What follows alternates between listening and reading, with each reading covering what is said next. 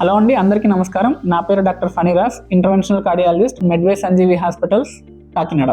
So first ఇవాళ మనం తెలుసుకునేది ఏంటి అంటే హార్ట్ అటాక్ గురించి. చాలా కామన్గా కార్డియాలజిస్ట్ చాలా ఎక్కువ డిస్కస్ చేసేది హార్ట్ అటాక్ గురించి. ఎందుకంటే సడన్గా ప్రాణం మీదకి ఇబ్బంది వచ్చే జబ్బు ఏదైనా కార్డియాలజీలో ఉంది అంటే అది మెయిన్గా హార్ట్ అటాక్. చాలా ఎక్కువ మంది చూసేది కూడా heart attack. So heart attack కారణాలు ఏంటి అనేది మనం డిస్కస్ చేసుకుందాం. రిస్క్ ఫ్యాక్టర్స్ మనకు అంటే హార్ట్ అటాక్ రావడానికి ఏ అయితే ప్రధానమైన రిస్కులు ఉన్నాయో అవి మనం డిస్కస్ చేద్దాం. ముఖ్యంగా రెండు రకాలు ఉంటాయి. అవి ఏంటి అంటే ఒకటి మాడిఫైయబుల్, రెండు నాన్ మాడిఫైయబుల్. అంటే మీనింగ్ ఏంటంటే ఒకటి మనం మార్చుకోగలం, రెండవది మనం మార్చలేం. సో నాన్ మాడిఫైయబుల్ అన్నది మార్చలేనివి.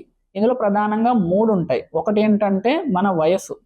మగవాళ్లకు 45 ఏళ్ళు దాటినా, ఆడవాళ్లకు 55 ఏళ్ళు దాటినా స్వతహాగా హార్ట్ అటాక్లు వచ్చే అవకాశాలు, రిస్కులు పెరుగుతాయి. రెండవది నాన్ మాడిఫైయబుల్. అందులో ఉన్నది ఏంటంటే సెక్స్ అంటాం. అంటే మేల్ మగవాళ్లకు ఆడవాళ్ల కంటే 3 రెట్లు హార్ట్ అటాక్ వచ్చే అవకాశాలు ఎక్కువగా ఉంటాయి. ఇవి రెండు. మూడవది ఏంటి అంటే ఫ్యామిలీ హిస్టరీ. అంటే మన పెద్దవాళ్ళు, మన పూర్వీకులు, తల్లిదండ్రులు కావచ్చు, మేనమామలు కావచ్చు, తాతలు కావచ్చు, వీళ్ళకి ఎవరికైనా గుండెకు సంబంధించిన జబ్బులు ఉన్నా, హార్ట్ అటాక్లు ఉన్నా, లేదా 40-45 ఏళ్ల లోపే కారణం తెలియకుండా ప్రాణం పోవడం, ఇలాంటివి ఏదైనా జరిగితే దాన్ని ఫ్యామిలీ హిస్టరీ అంటాం. అంటే మన పూర్వీకుల్లో గుండె జబ్బులు ఉన్నాయని. అది ఉన్నా ఇది కూడా ఒక రిస్క్ ఫ్యాక్టర్. ఈ మూడు ఏవైతే ఉన్నాయో ఇవి నాన్ మాడిఫైబుల్. అంటే మన చేతిలో లేనిది, మనం మార్చలేని రిస్క్ ఫ్యాక్టర్. ఇంకా ప్రధానమైనది మాడిఫైయబుల్. అంటే మనం మార్చగలిగిన రిస్క్ ఫ్యాక్టర్స్ ఏమేమి ఉంటాయో మనం డిస్కస్ చేద్దాం. ఫస్ట్ అన్నిటికంటే ముఖ్యంగా చెప్పుకోవాల్సింది ఏంటంటే స్మోకింగ్. స్మోకింగ్ అనేది చాలా చాలా చాలా చాలా పెద్ద రిస్క్ ఫ్యాక్టర్. హార్ట్ అటాక్కి మాత్రమే కాదు, గుండెలో కండరం వీక్ అయిపోవడానికి కావచ్చు, అలాగే బ్రెయిన్లో వచ్చే స్ట్రోక్స్కి కావచ్చు, కాళ్ళల్లో వచ్చే రకరకాల ప్రాబ్లమ్స్కి కావచ్చు, గ్యాంగ్రీన్స్కి కావచ్చు, రకరకాల విషయాలకు కూడా smoking is one of the major risk factors. Smoking తర్వాత చూసుకుంటే మనం నెక్స్ట్ లైన్లో వచ్చేది డయాబెటీస్. ఇండియాలో పర్టికులర్గా మన సౌత్ ఇండియాలో డయాబెటీస్, షుగర్ అన్నది చాలా చాలా కామన్గా ఉంటుంది. ఆ షుగర్ వచ్చిన 1-2 నెలలకే మనకు పెద్ద ఇబ్బందులు ఉండకపోవచ్చు. కానీ షుగర్ వచ్చి 5 ఏళ్ళు అవుతుంది, 10 ఏళ్ళు అవుతుంది అంటే ఖచ్చితంగా మనకు ఏదో ఒక ఇబ్బంది, సమస్య వచ్చే అవకాశం ఉంటుంది. అందులో ప్రధానమైన సమస్య హార్ట్ అటాక్. సో షుగర్ కూడా ఒక ప్రధాన రిస్క్ ఫ్యాక్టర్ మన హార్ట్ అటాక్కి. థర్డ్ వచ్చేది కొత్త స్టడీస్లో అన్నిట్లో వస్తుంది ఏంటి అంటే సెడెంటరీ లైఫ్ స్టైల్. అంటే ఏ రకమైన ఫిజికల్ యాక్టివిటీ లేకుండా, ఏ రకమైన పని చేయకుండా ఎక్కువ గంటలు మనం కూర్చొని ఉండడం, అదే పనిగా మనం కూర్చొని చేసే జాబ్స్ కావచ్చు, అలాంటి జాబ్స్ వల్ల, అలాంటి వాటి వల్ల కూడా హార్ట్ అటాక్ రిస్క్ క్రమేణా పెరుగుతుంది. కొత్త స్టడీస్లో ఏం చెప్తున్నారంటే ఒక 2 గంటలు మనం కదలకుండా కూర్చున్నామంటే దానికి 2-3 సిగరెట్లు తాగినంత రిస్క్ ఉంటుందని అంటున్నారు. So the word is sitting is a new age smoking. So ఎక్కువగా కూర్చొని ఖాళీగా ఉండడం కూడా ఒక రిస్క్ ఫ్యాక్టర్. నెక్స్ట్ ప్రధానంగా ఉన్నది hyper tension are blood pressure. Blood pressure, BP మనకు ఎక్కువగా ఉండడం, అది కూడా 1-2 రోజులు కాకుండా చాలా నెలలు, సంవత్సరాలుగా బీపీ ఎక్కువగా ఉండడం కూడా ఒక ప్రధాన risk factor. Next cholesterol levels.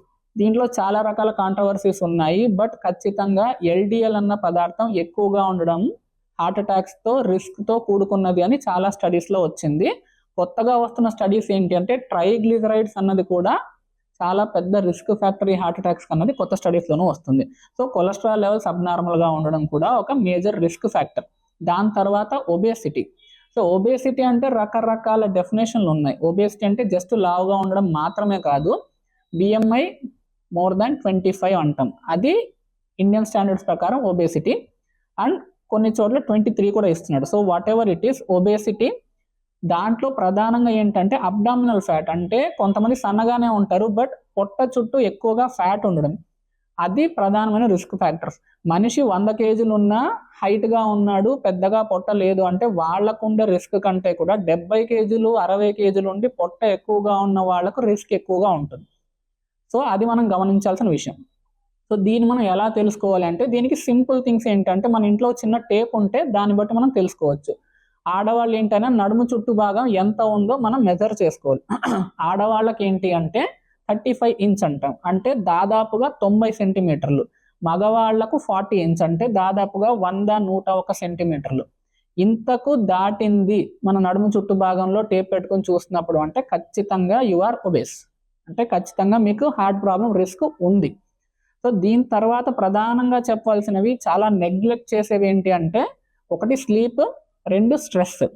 అంటే స్లీప్ అన్నది అవసరమా, ఎంత అవసరం అనేది మనం చూసుకుంటే, చిన్న పిల్లలకు 10 నుంచి 12 గంటల దాకా కావాల్సి వస్తుంది. అలాగే అడల్ట్స్ అంటే ఒక 30 ఏళ్ళు 25 ఏళ్ళు క్రాస్ అయిన వాళ్ళకు కనీసం 6 to 8 hours of sound sleep. అంటే అరగంట పడుకోవడం, గంట లేవడం ఇలాంటిది కాకుండా complete at a stretch 6 to 8 hours sleep అనేది చాలా చాలా ఇంపార్టెంట్. Next stress levels. ఇప్పుడు చాలా మంది జాబ్స్ వల్ల కావచ్చు, అదర్ ప్రాబ్లమ్స్ వల్ల కావచ్చు, మెంటల్ హెల్త్, మెంటల్ స్ట్రెస్ చాలా చాలా ఇంపార్టెంట్. సో హెల్తీగా ఉండడం అంటే ఫిజికల్గా ఒకటే కాదు, మెంటల్గా కూడా అని చెప్పి WHO డెఫినేషన్ చెప్తుంది.